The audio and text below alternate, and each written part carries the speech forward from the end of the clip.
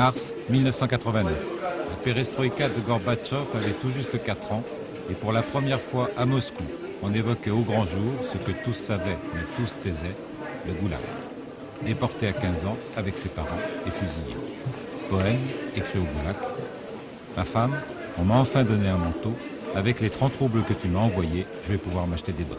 Je travaillais dans le Grand Nord à la construction d'une ligne de chemin de fer au camp du kilomètre 501. Levé à 7 heures, une soupe, 12 heures de travail sur la toundra, la neige, les chiens de garde, tous les jours pendant 6 ans.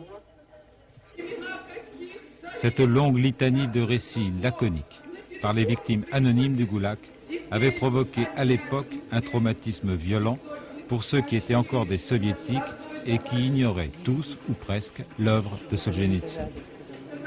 L'opposant le plus emblématique du système communiste soviétique qui estimait à 10 millions le nombre total de déportés de l'archipel du Goulag à la fin des années Staline.